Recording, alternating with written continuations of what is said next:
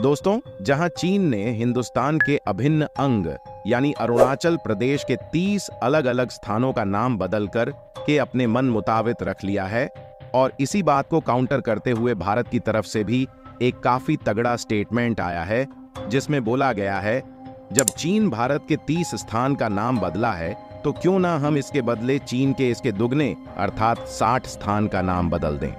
और सिर्फ नाम क्यों बदले, हम नक्शा ही बदल देते हैं। दोस्तों, ये बात किसने कहा है, आगे इस वीडियो में जानेंगे, लेकिन चीन के इस नापाक कदम से कई देश भड़क गए। इनमें भारत के अलावा मलेशिया और फिलीपींस भी शामिल है। दरअसल चीन ने जो नया मैप जारी किया है, उसमें अरुणाचल प्रदेश, अक्साई चीन क्षेत्र, ताइवान और विवादित दक्षिण चीन सागर पर उसके दावों सहित अन्य विवादित क्षेत्रों को शामिल किया गया है, जिससे चीन एशिया में तो अलग थलग पड़ चुका है। लेकिन ड्रैगन को अपनी घमंड के आगे कुछ नहीं दिखता, क्योंकि चीन के नए नक्शे पर बवाल मचा हुआ है।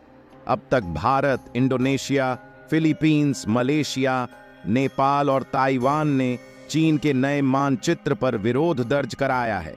इस नए नक्शे में इन देशों की जमीनों और समुद्रों को चीन के हिस्से के रूप में दिखाया गया है। भारत, ताइवान और फिलीपींस स्पष्ट रूप से चीन की विस्तारवादी नीतियों से जूझ रहे हैं, लेकिन नए चीनी मानचित्र में रूसी क्षेत्र को शामिल करना बीजिंग का अप्रत्याशित कदम माना जा रहा है। हालांकि रूसी प्रतिक्रिया भारत की तरह तीखी नहीं थी, फिर भी उसने चीनी दावों को खारिज कर दिया और कहा कि यह नक्शा 2005 में विवाद को समाप्त करने के लिए हस्ताक्षरित द्विपक्षीय समझौते के खिलाफ है। दोस्तों, यदि आप यकीन मानिए कि अगर भारत इस तरीके का मैप भी रिलीज कर देता है, तो पूरे चीन की हालत खराब हो जाएगी। और आप यकीन नहीं करेंगे, चीन ने जो किया है, इसके ऊपर विदेशी मीडिया ने ज्यादा नहीं बोला। सोचने वाली बात है।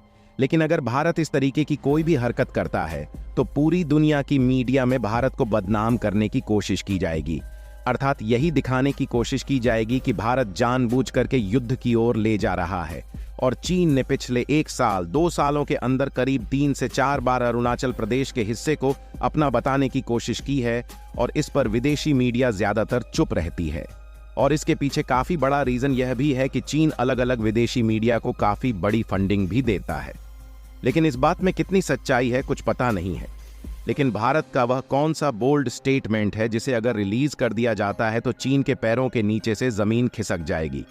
और दोस्तों, हमें सपोर्ट करने के लिए वीडियो को लाइक करके चैनल को सब्सक्राइब कर दें। आपके माता पिता को प्रणाम स्वीकार हो। अब बात करते हैं भारत की।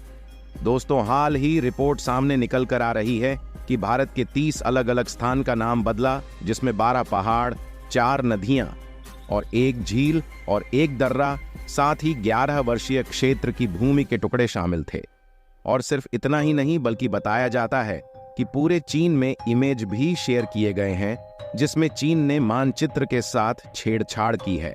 हालांकि अमेरिका ने उस समय भारत का समर्थन किया, लेकिन बात की जाए भारत की तरफ से आ रहे बोल्ड स्टेटमेंट की, तो जहां पर रिसेंटली असम के मुख्यमंत्री हेमंत बिस्वा शर्मा जी ने स्टेटमेंट दिया है कि जब चीन भारत के अभिन्न अंग के 30 हिस्सों का नाम बदल सकता है, तो क्यों ना हम चीन के 60 हिस्सों का नाम बदल दें, और वह भी तिब्बत में घुस करके।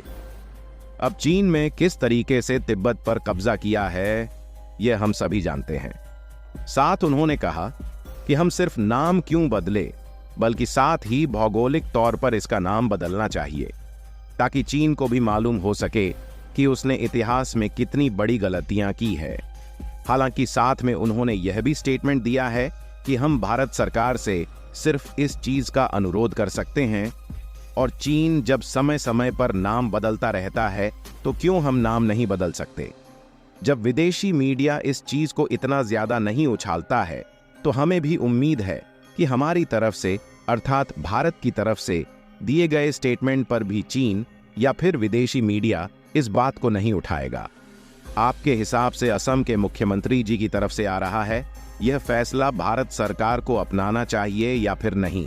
हमें तिब्बत के 60 जगहों का नाम बदलकर के चीन को जवाब देना चाहिए या फिर नहीं।